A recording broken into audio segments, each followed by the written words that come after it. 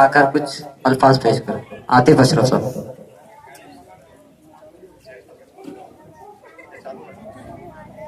ये दोनों ले। वालेकुम रहमतुल्लाहि व बरकातहू। हेलो, सैनशीन पे तशरीफ फरमा तमाम सीनियर कैदीन और यहाँ पर मौजूद तमाम हमारे प्यारे बच्चे और तमाम बुजुर्ग और तमाम नौजवानों को मेरा सलाम। आज ये जलसा करने का मकसद क्या है? आप सब जानते हैं कि अब यहाँ पर इंतखाबात है, हमने हमारा कैंडिडेट यहाँ से मुनक्किद किया है। तो हर पार्टी आती है और जाती है, लेकिन मजलिस इत्तेहादुल मुस्लिमीन ने शहर बीदर से अमलापुर को चुना है। इसकी एक खास वजह है, बीदर में बहुत सारे हल्के हैं, हमने अमलापुर ही चुना है।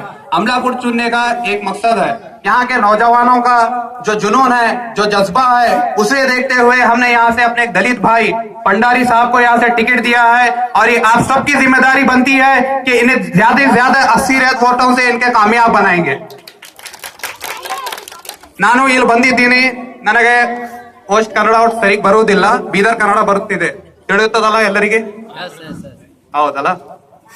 ಇಲ್ಲಿ ನಮ್ಮ ಊರಿನಲ್ಲಿ ಶೌಚಾಲಯಗಳು ಇಲ್ಲ, ಸರಿ ಏನ?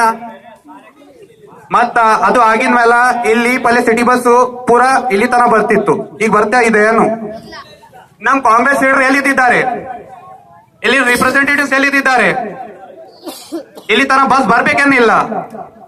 भंडारी साहब, अगर आप जीतेंगे सबसे पहले यहाँ तक बस आना, हमारे लोगों को पूरा काम होना यहाँ पर।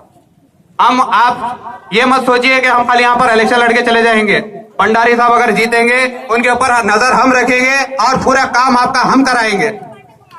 बस आप हमको ये भरोसा दिला दीजिए, ಇಲ್ಲಿಂದ ನೀವು ಖಾಲಿ ಭಂಡಾರಿ ಅವರಿಗೆ ಬೇಡ, ಜಾಸ್ತಿ ಓಟ ಇಂದ ಗೆಲ್ಸ್ ತರಬೇಕು, ಅಷ್ಟು ನಾನು ನಿಮ್ಗೆ ಅಂತ ವಿನಂತಿಸ್ತೇನೆ।